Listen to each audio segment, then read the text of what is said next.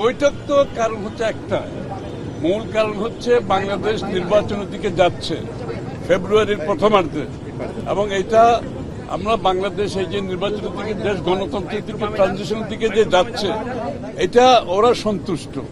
ওরা চায় বাংলাদেশ যত তাড়াতাড়ি সম্ভব গণতন্ত্রের পথে চলুক এবং ট্রানজিশন করে একটি গণতান্ত্রিক প্রক্রিয়ার মধ্যে ফিরে আসুক। এইটার ব্যাপারে আমাদের বিভিন্ন আলোচনা হয়েছে এবং এটার প্রেক্ষাপটে আগামী দিনে আমরা কি করতে যাচ্ছি, ওদের ভূমিকা কি হবে, এবং বিভিন্ন রাজনৈতিক দলের মধ্যে যে কথাবার্তাগুলো হচ্ছে সেগুলো আলোচনায় আসছে। এবং শেষ কথা হলো গিয়ে এটাই, শেষ কথা হচ্ছে বাংলাদেশে যত তাড়াতাড়ি সম্ভব একটা নির্বাচনের মাধ্যমে দেশে গণতন্ত্র ফিরে আসা দরকার। এটা তারা চায়। আমরা যারা গণতন্ত্রকামী মানুষ বিশ্বজুড়ে, বাংলাদেশের বাইরে, ইউরোপিয়ান ইউনিয়ন সহ সবাই চাচ্ছে বাংলাদেশে যত তাড়াতাড়ি একটি গণতান্ত্রিক অর্ডার ফিরে আসুক, এবং এর জন্য ওরাও কাজ করতে চায়। আমাদের সকলে মিলে এই কাজটা যত তাড়াতাড়ি সম্পন্ন করতে পারি, দেশের জন্য মঙ্গল, গণতন্ত্রের জন্য মঙ্গল। আমরা বাংলাদেশের উন্নয়ন, বাংলাদেশে গণতন্ত্র পুনঃপ্রতিষ্ঠা, এই দুই ক্ষেত্রেই ইউরোপিয়ান ইউনিয়নের সহযোগিতা পেয়েছি আমরা সবসময়। তারা এই সহযোগিতা অব্যাহত রাখবে বলেছে, এবং তারা চায়, যেটা খুশরু বলেছেন, যে যত দ্রুত সম্ভব বাংলাদেশ গণতন্ত্রে ফিরে আসে, গণতন্ত্র পুনঃপ্রতিষ্ঠা হয়, এটা তারা প্রত্যাশা করে। আমরা তাদেরকে গণতন্ত্র সুসংহতকরণের সহযোগিতার পাশাপাশি বাংলাদেশে বাণিজ্য ক্ষেত্রে ইউরোপিয়ান ইউনিয়নের সহযোগিতা আরো বৃদ্ধি পাবে, এটা আমরা তাদেরকে অনুরোধ করেছি।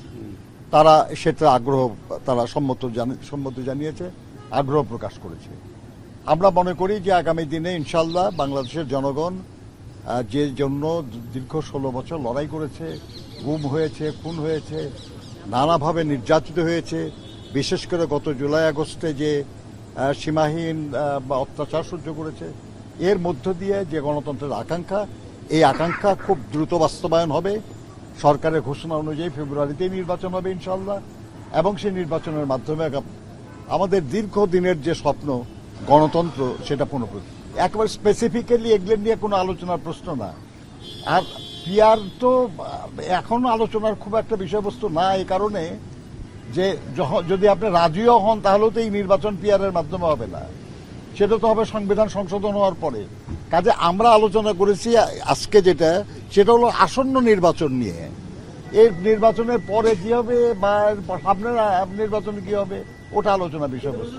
আলোচনা যে হয়েছে এবং আলোচনার মধ্যে এটা ওরা অনুধাবন করতে পারছে যে পিআর যদি কেউ চায়ও, সেটা তো আগামীতে জনগণের ম্যান্ডেট নিয়ে সংসদে এসে পাশ করতে হবে, জনগণের ম্যান্ডেট নিতে হবে। আমরা কিছু লোক টেবিলের চারিদিকে বসে, কিছু রাজনৈতিক দল জনগণের পক্ষ থেকে আগেভাগে তো এই সিদ্ধান্ত নেওয়া সম্ভব না। এটা জনগণের ম্যান্ডেট নিয়ে আগামী নির্বাচনের পরে যদি জনগণ চায় হবে, আর না চাইলে যে পরবর্তী সময়। কে কবে পিআরের দাবিতে আন্দোলন সংগ্রাম করেছে? এই যে 5 জুলাই আগস্টে আন্দোলন হলো, সেখানে দাবির মধ্যে কি পিআর ছিল? এটা একটা নতুন দাবি নিয়ে নির্বাচন সামনে, এই সময় এরকম আন্দোলন বা এরকম ধরনের কথাবার্তা, আমরা মনে করি তারা বুঝতে পারবেন তাদের কি করা উচিত, এবং তারা নির্বাচনকে সুষ্ঠুভাবে সম্পাদনের ব্যাপারে সহযোগিতা